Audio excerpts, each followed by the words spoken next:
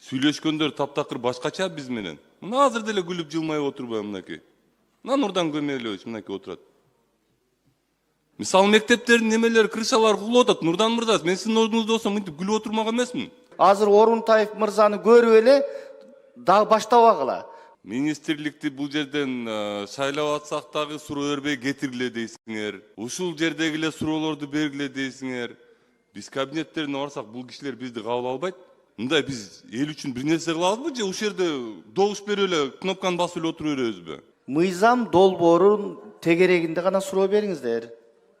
Эгерде мыйзамдан сырткары суроо берсеңер, мен өчүрөм. Биз ошого үйрөнүшүбүз керек. Азыр Орунтаев мырзаны көрүп эле дагы баштабагыла. Жанагы айтылган маселелер боюнча Нурдан мырзаны өзүнчө чакырабыз. Өзүнчө ушул жерде келип жооп берет. Азыр көрө калып эле ошол маселелерди көтөрбөгүлө. Аны өзүнчө карайбыз. Азыр мыйзам долбоорунун алкагында гана, урматтуу депутаттар. Биз ошону үйрөнөлү да түздөн түз. Ана микрофонубуз бар деп эле ар кимибиз ар жактан чыгып берсек болбойт, ар кайсы маселени айтып. Туурабы? 6-чы микрофон. Рахмат. Нурдан Кемелович, мына ушулардын мыйзам тегерегинде деп айтып атабыз. Сиз толук маалымат бериңизчи. Муну азыр өзгөрткөнгө болобу же болбойбу? Болбойбу? Болбосо анда мындай, урматтуу кесиптештер. Биз азыр айткан айтпаган менен бул Сауд Арабиясы менен келген келишим. Биз азыр же өткөрүшүбүз керек, же өткөрбөшүбүз керек. Туура. Ошол эле. Башка маселе жок. Азыр эми Нурдан Кемеловичти ар бирибиз кабинетибизге чакырабызбы же кабинетине барабызбы жанагындай маселелерди башка жерден талкууласак болот. Ошондуктан азыр муну же өткөрүшүбүз керек, же өткөрбөшүбүз керек. Ошол эле маселе. Рахмат. Туура. 4-чы микрофон. Мен Саламатсыздарбы? Урматтуу төрага. Сиздин айтканыңызда чындык бар. Бирок мындай болуп атат да. Министрликти бул жерден шайлап атсак дагы суроо бербей кетиргиле дейсиңер. Ушул жердеги эле суроолорду бергиле дейсиңер. Биз кабинеттерине барсак бул кишилер бизди кабыл албайт. Сүйлөшкөндөр таптакыр башкача биз менен. Мына азыр деле күлүп жылмайып отурбайбы мынакей. Мына Нурдан Көмелович мынакей отурат. Анан кийин биз ушул жерде биз эл өкүлүбүз. Разный вопросторду алгыла дейсиңер. Мындай биз эл үчүн бир нерсе кылабызбы же ушул жерде добуш берип эле кнопканы басып эле отура беребизби? Мисалы мектептердин немелери крышалары кулуп атат. Нурдан мырза, мен сиздин ордуңузда болсом мынтип күлүп отурмак эмесмин. Менин көзөмөлүмдө болсо ошол нерселерчи. Биз эл өкүлүбүз, биз берки тараптабыз. Урматтуу төрага. Булардын аркы тарапта бул оюн ушундай, бул мамлекеттин эме структурасы ушундай. Биз буларга суроо берип туруп, ошол суроолорду алышыбыз керек жобузда. Антпесек мектептерибиз кулаган боюнча кулай берет. Мен түшүнүп атам, биз, конечно, ошол жердеги эле суроону беришибиз керек. Бирок башка дагы возможность бербей атпайсыңарбы? Комитетке деле бардым менчи. Комитетке деле бардым, ал жериңерге деле бардым. Ал жерде деле ушундай эле төрагалар менен урушуп кете жаздым. Мындай, коллегалар, акыл үйрөткөн болбойм, бирок биз эл өкүлүбүз, унутпагыла эч качан. Рахмат. Рахмат. Комитеттин кортусун окусаңыз болот. Урматтуу депутаттар, болду го дейм эми. рахмат, урматтуу төрага, урматтуу кесиптештер.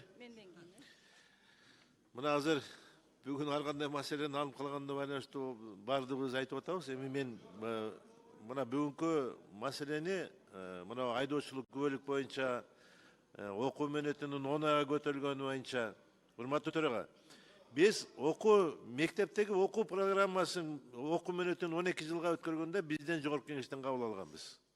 Туурабы? Буга урматтуу президенти Садыр Нуркожоевич дагы аралашкан. Да туура 10 ай, 14 айга чейин жылдырсак болот экен, себеби дегенде айдоочулардын тартиптери жок болуп атат, ушул тартипти киргизиш керек деп атат. Булар эмненин негизинде 10 айга көтөрүп алышты?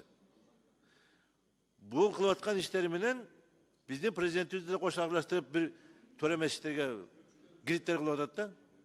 Ошондуктан муну азыр комитеттин чечимин эртерээк берсек, тез аранын ичинде муну парламенттик угу эле кылбасак болбой калды азырчы. Ар ким ошол сунуштап аткан 10 ай деп аткан киши өзүнүн деңгээлине салыштырып 10 ай деп атат болуш керек.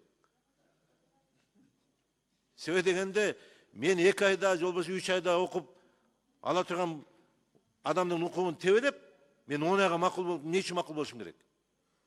Кече мына летчик айтып атат, мен 1 айда деген самолет айдаганды үйрөндүм деп атат. Бул эмне деген бул? Муну тез анализине карабасак болбойт. Азыр мына чыңалуу күчөп баратат узечи. Рахмат. Рахмат. Үчүнчү микрофон. Урматтуу төрага, саламатсыздар, урматтуу кесиптештер.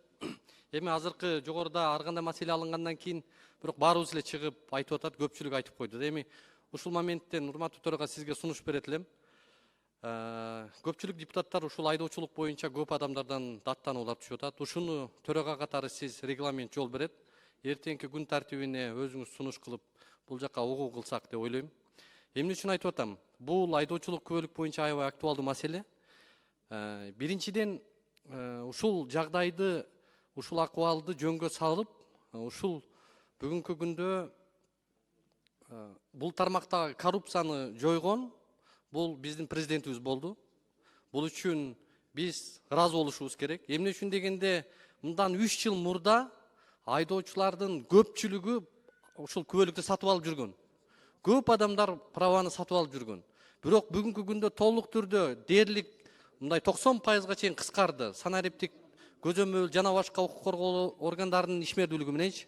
Анан бул жерде көйгөй, мен ойлойм, айдоочулук күбөлүктү берген органда болуп атат. Бүгүн 10 айга эмес, 10 жылга созсо дагы маселе анда эмес. Маселе айдоочулук күбөлүктү берип аткан органда.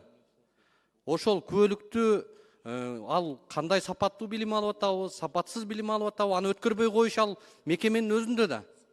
Демек, ошол мекеме өзү дагы комплекстүү илимий анализдерди жүргүзүп, илимий бир мындай бир адистердин кеңешине, адистердин тыянагына таянып туруп, мындай логикалуу жыйынтык чыгарыш керек да.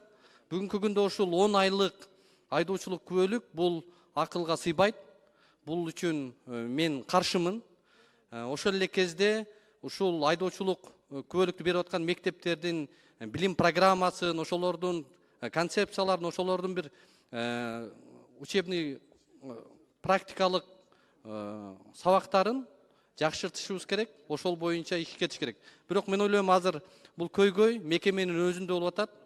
Ушул нерсени белгилеп коеюн дедим. Рахмат. Рахмат. Урматтуу депутаттар, бул процедуралык микрофонду сиздер туура эмес пайдаланып атасыздар. Биз добуш бердик, бүттү. Бул азыр айдоочулук же башка маселе боюнча караган жокпуз. Базы чыгып бул боюнча айтып аткандар такыр туура эмес. Мен микрофонуңарды өчүрүп коем эгерде ушундай темадан чыгып кетсеңер. 6-микрофон ушу менен бүттү, чыкпаңыздар.